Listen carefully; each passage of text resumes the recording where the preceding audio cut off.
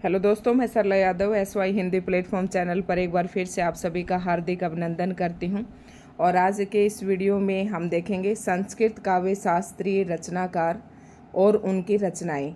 यहां से UGC net, TGT PGT estate और TGT PGT की जितनी भी प्रतियोगी परीक्षाएं होती हैं उन सभी परीक्षाओं में यहाँ से एक प्रश्न पूछने की पूरी संभावना रहती है।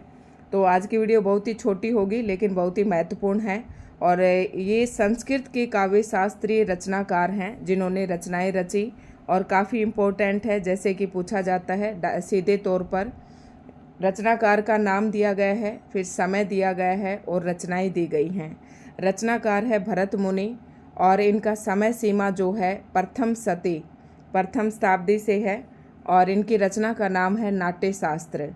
तो भरत मुनि, कई बार पेपर में ऐसे पूछा जाता है कि नाट्य शास्त्र की रचना किसने की, तो नाट्य शास्त्र जो है भरत मुनि के द्वारा लिखा गया। और UGC नेट में कई बार ये जो संस्कृत के कवि हैं भरत मुनि, भामा, दंडी, ये जितने भी रचनाकार हैं इनके 4 के नाम देकर आपसे क्रम से भी इन्हें लगाने के लिए दे दिया जाता है। तो इनकी समय सीमा भी थोड़ा सा ध्यान रखें। तो सबसे पहले नंबर पर भरत मुनि आते हैं और उनकी जो रचना है वो है नाट्य शास्त्र। और नाट्य शास्त्र के अंदर ही आपको पता है कि रस सूत्र की व्याख्या दी थी, रस सूत्र दिया था भरत मुनि ने। दूसरे नंबर पर आता है भामा, और भामा का जो समय सीमा है आप इनको छठी ऐसे न लिखकर सीधे तौर पर ऐसे लिखिए, प्रथम शताब्दी, छठी शताब्दी, छठी शती, और फिर ये दंडी जो है ये भी छठी शती के हैं।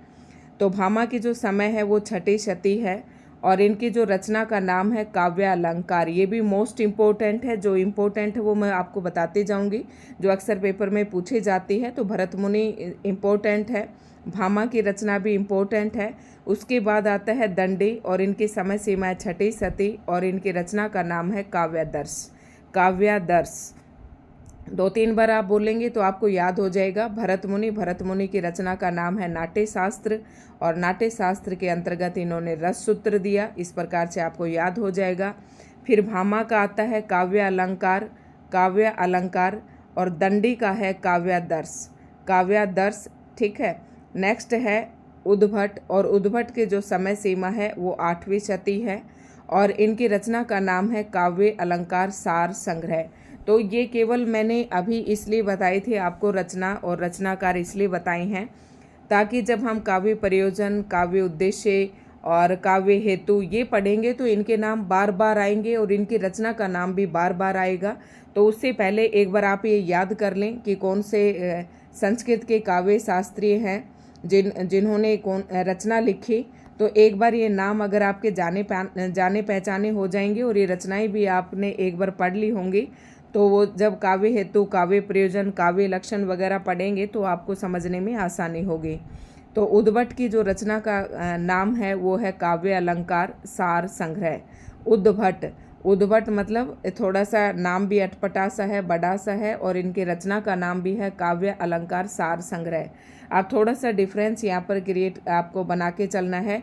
भामा की जो रचना है वो काव्य अलंकार है ओनली, और जो उद्भट की रचना है वो है काव्य अलंकार सार संग्रह। यानी कि उद्भट में का सार संग्रह और जोड़ देना है और भामा का हो जाएगा काव्य अलंकार और दंडी का है काव्यादर्श। और भरत मुनि का नाट्य शास्त्र ये सभी को पता ही है। उसके बाद आता है वामन, और वामन के जो समय है वो 8वीं शती है और इनकी रचना का नाम है काव्य अलंकार शुत्रवृत्ति। तो आपको कैसे याद रखना है, सबसे पहले भामा का केवल काव्य अलंकार है इनकी रचना का नाम। उसके बाद याद रखना है उद्भट, और उद्भट की जो रचना का नाम है वो काव्य अलंकार सार संग्रह है। ऐसे याद रखना है, सार संग्रह कहे तो उद्भट का है और सूत्रवृत्ति कहे तो वामन की रचना हो जाएगी। काव्य अलंकार तीनों में ही है, ये ध्यान रखना है। काव्य अलंकार सार संग्रह और काव्य अलंकार सूत्रवृत्ति, यानी कि वामन ने सूत्र दिए। इस प्रकार से आप थोड़ी सी हिंट बना के याद कर सकते हैं। और रुद्रट, नेक्स्ट आता है रुद्रट की जो समय सीमा है वो 9वीं शती है और इनकी रचना का नाम है काव्य अलंकार। तो ये तो जब दोनों का, भामा की रचना का नाम भी काव्य अलंकार है और रुद्रट की रचना का नाम भी काव्य अलंकार है, तो दोनों आपको ऑप्शन में नहीं दिए जाएंगे, कोई एक ही दिया जाएगा, इसमें कंफ्यूज होने की ज़रूरत नहीं है। नेक्स्ट आता है आनंदवर्धन, और आनंदवर्धन का जो समय सीमा है वो 10वीं शती है और इनकी रचना का नाम है ध्वन्यालोक। आप जब ध्वनि सिद्धांत पढ़ेंगे, जैसे वक्रोक्ति सिद्धांत है, रस सिद्धांत, अलंकार सिद्धांत है, तो ध्वनि सिद्धांत में के अंतर्गत आप आनंदवर्धन का नाम कई बार आपको सुनने को मिलेगा।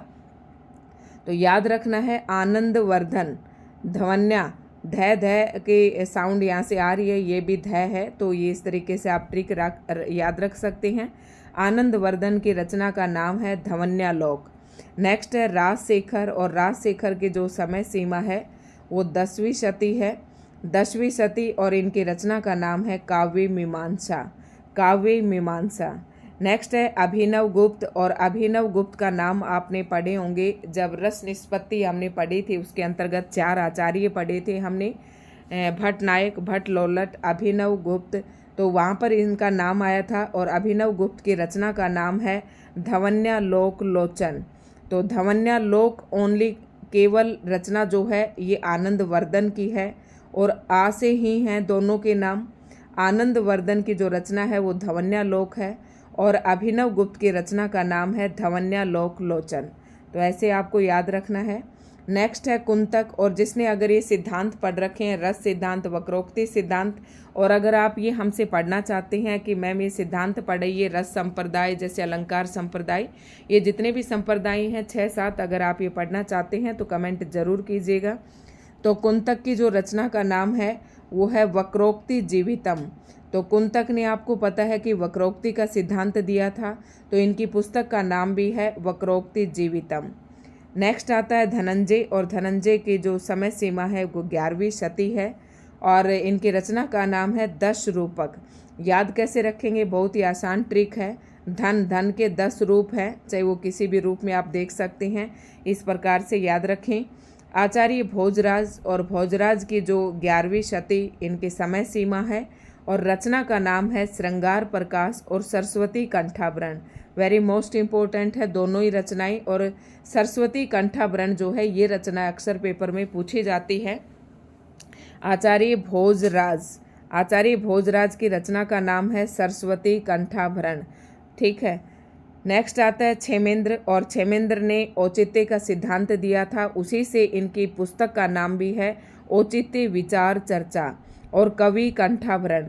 तो दोनों में डिफरेंस देखना। आचार्य भोजराज, भोजराज, भोजराज मतलब सरस्वती कंठाभरण, कि जो भोजराज था, सरस्वती मतलब जिसके पास सरस्वती माँ का आशीर्वाद होता है, उसकी आवाज़ अच्छी होती है, तो कंठाभरण ऐसे याद रख लेना कि भोजराज की जो रचना है वो सरस्वती कंठाभरण है, और क्षेमेंद्र की जो रचना है वो कवि कंठाभरण है। क्षेमेंद्र कवि थे, ऐसे याद रखना। और भोजराज, वैसे तो ये सारे ही कवि थे, लेकिन मैं ओनली ट्रिक बता रही हूँ आपको। और जो भोजराज थे इनके पास सरस्वती माँ का आशीर्वाद था, तो सरस्वती कंठाभरण भोजराज की पुस्तक का नाम है। और जो क्षेमेंद्र थे जिन्होंने औचित्य का सिद्धांत दिया, तो इनकी रचना का नाम हो जाएगा औचित्य विचार चर्चा और कवि कंठाभरण। समय सीमा है 11वीं शती। और नेक्स्ट है मम्मट, और मम्मट की रचना जो है ये भी काफ़ी इम्पोर्टेंट है, पेपर में पूछी जाती है। तो इनकी समय सीमा जो है लगभग एक जैसी है, याद रखें। क्षेमेंद्र और मम्मट जो है दोनों 11वीं शती के हैं, और मम्मट की जो पुस्तक का नाम है काव्य प्रकाश है, काव्य प्रकाश। और नेक्स्ट है महिम भट्ट, और इनके समय सीमा है 12वीं शती। अभी आप ये 12वीं शती के 4 हैं हमारे पास, 1, 2, 3 और 4, महिम भट्ट, रुयक, वाघ भट्ट और हेमचंद्र। ये चारों 12वीं शताब्दी के हैं। सिर्फ आपको इनकी रचनाएं याद कर लें। महिम भट्ट की रचना का नाम है व्यक्ति विवेक, और महिम भट्ट की रचना का नाम है व्यक्ति विवेक, ये इतनी इम्पोर्टेंट नहीं है। और रुयक, ये भी इतनी इम्पोर्टेंट नहीं है। अलंकार सर्वस्व, और वाघ भट्टालंकार, ये इनके नाम से ही है, तो इसको याद रखने में कोई दिक्कत नहीं होगी। नेक्स्ट मोस्ट इम्पोर्टेंट आती है रचना हेमचंद्र, और ये अक्सर पेपर में पूछी जाती है। तो हेमचंद्र का जो समय सीमा है वो भी 12वीं शती है, और हेमचंद्र की पुस्तक का नाम है काव्यानुशासन, काव्यानुशासन, यानी कि काव्य के अंतर्गत अनुशासन की बात की है। और जयदेव जो है, जयदेव की रचना भी इम्पोर्टेंट है, पेपर में पूछी जाती है। और 13वीं शती इनकी समय सीमा रही है।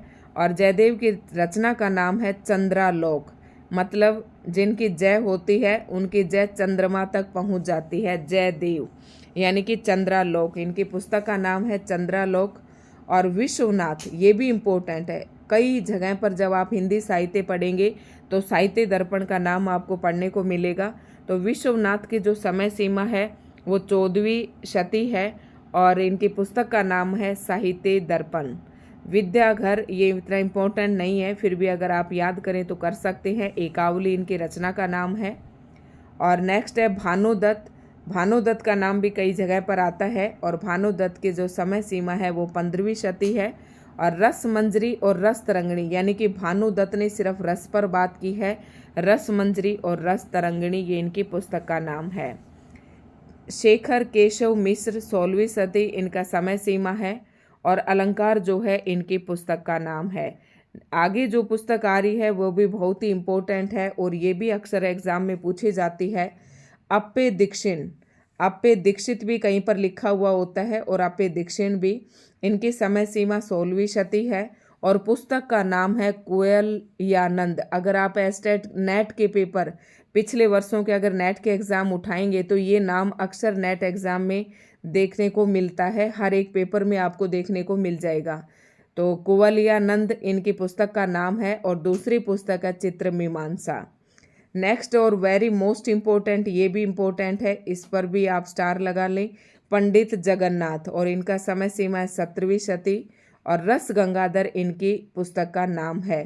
पंडित गंगाधर, आपको पता है पंडित गंगा में ज़्यादा गोते लगाते हैं, इस प्रकार से याद रखें, रस गंगाधर।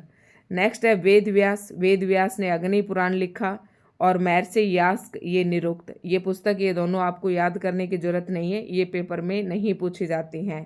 तो ये थे कुछ संस्कृत काव्य शास्त्री जिन्होंने कुछ रचनाएं लिखी और ये थे उनकी रचनाओं के नाम और उनके समय सीमा।